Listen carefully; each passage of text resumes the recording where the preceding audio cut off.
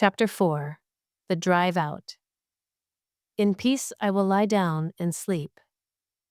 For you alone, Lord, make me dwell in safety. Psalm 4, verse 8. The ute rolled onto the highway just after 5. City lights faded fast behind them, dissolving into brush and rusted signs.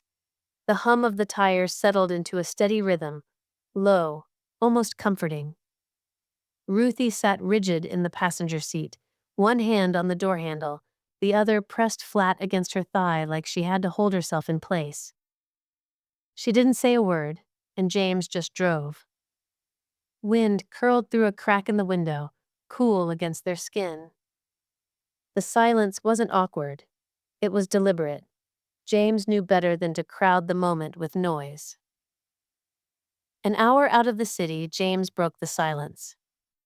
Should be a servo up ahead. You hungry? Ruthie hesitated, then nodded once. A little. He pulled off just past a crooked sign reading, Peterson's Roadhouse, best coffee and pies, since 1984. The car park was mostly empty. Fluorescent lights buzzed above the windows. Inside, the air was cold and stale.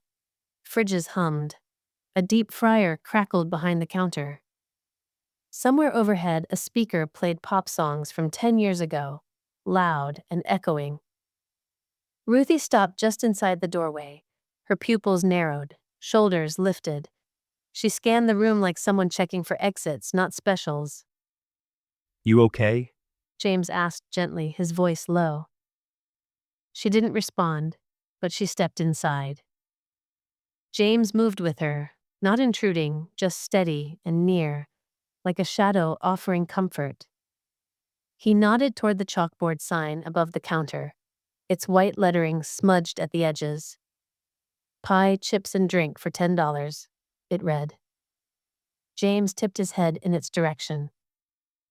Sound all right to you? Ruthie gave a quiet nod. Behind the counter stood a young cashier, barely out of high school, with weary eyes and a posture that sagged under the weight of long shifts. His disinterest was almost tangible, worn like part of his uniform.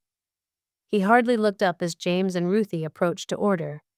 The total blinked onto the screen, and Ruthie was already reaching for her purse. She pulled out a small handful of coins, scattered silvers, a couple of golds. Her fingers worked quickly, lips moving as she counted under her breath. I've got it. James said, reaching into his back pocket. No, I can pay. Ruthie replied quickly, already placing 2 coins on the counter. But before she could gather the rest, James gently cut in. It's okay. I will get this one, and you can get the next one. Ruthie paused, her thumb resting on a worn 50-cent piece. The metal felt cool against her skin, but his words settled warmer, unexpected, kind, and quietly steady. Then, reluctantly, she nodded and slipped the coins back into her purse. The boy handed James his change with a look that said he had noticed nothing unusual, but Ruthie's cheeks were flushed.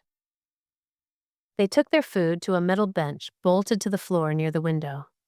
Ruthie picked at her food more than she ate it, nudging chips around the plate with the edge of her fork. The overhead lights buzzed too loudly and cast everything in a harsh, sterile glow. The plastic seat beneath her felt icy against her thighs. Every clang of cutlery or sudden scrape of a chair made her flinch, shoulders tightening as if bracing for impact. You don't have to finish it all if you don't want. James said softly, watching her with quiet concern.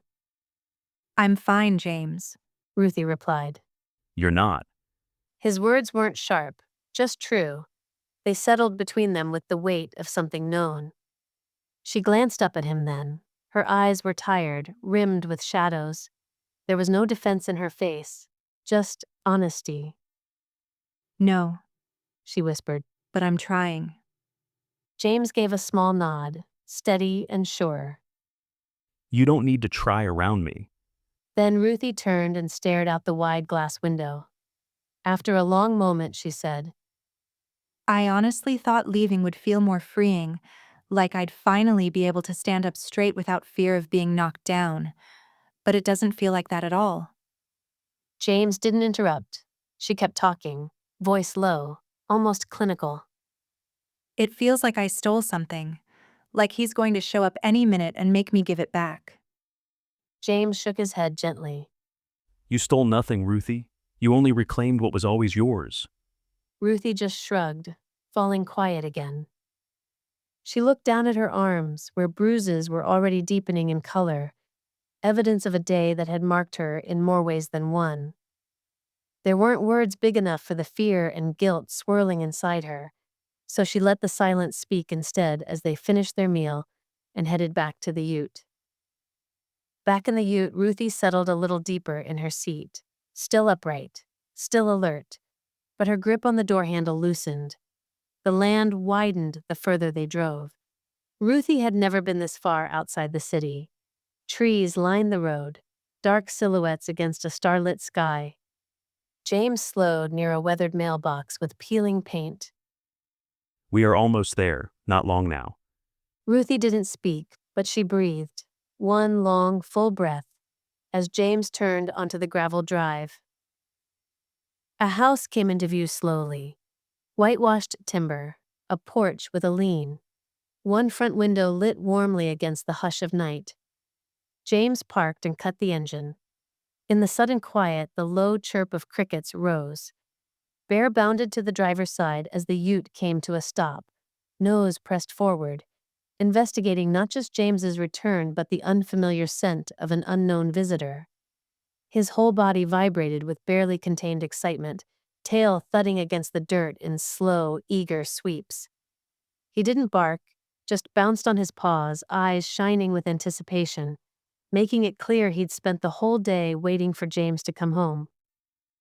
Ruthie didn't move. She sat motionless, eyes fixed on the wide open land beyond the window. No traffic, no voices, only endless paddocks stretching toward the horizon. She turned to James. Do you live here? He nodded. Yeah, that one's mine. James said, nodding toward the timber house nestled among the trees. Your cottage is just a few meters behind it. You can see the side of it, just there.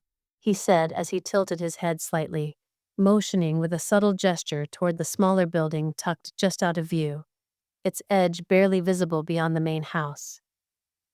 A wave of unease crept over Ruthie as the silence settled in. The vastness of the land, the absence of neighbors, the complete stillness, it all pressed in at once. She hadn't realized just how far removed they were from anything or anyone. She turned to James, the flicker of fear unmistakable in her eyes. It's really lovely. She said, her voice soft, trying to steady herself. And I'm so grateful you're letting me stay here. To be honest, I didn't realize how far out you lived. It's a little more isolated than I expected. James nodded, his voice gentle. Yeah, I get that. Especially coming from the city. It's a big shift. But Ruthie, you're safe here. I promise you that. He held her gaze for a moment longer, steady and sincere. She didn't answer, but her fingers tightened on the door handle, knuckles whitening. Fear and doubt washed over her, sudden and cold, the realization hitting. Still, after a long, hesitant beat, she drew a shaky breath, pulled the handle, and stepped out of the ute. Her shoes crunched on the gravel as she walked toward the porch slowly, like each footstep had to negotiate with the earth before committing. The silence here wasn't peaceful yet, not to her. It was too complete, too alone. James greeted Bear, then followed behind at a respectful distance. When they reached the door, he opened it without speaking and stepped inside. The space was dim and hushed. The air carried a coolness that felt clean, with hints of lavender, wood soap, and the sharp green breath of eucalyptus. Ruthie hovered just inside the threshold, eyes scanning, corners, windows, door frames, the scan you learn through fear and terror. James pointed gently.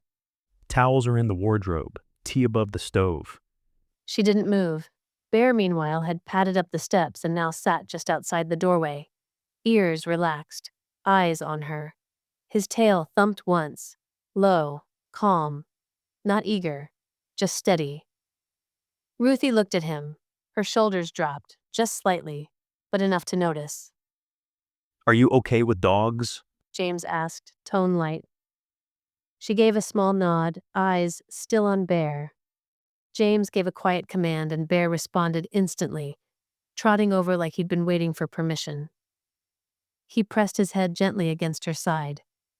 Ruthie crouched, hesitantly at first. Then she let her hand move through his thick fur.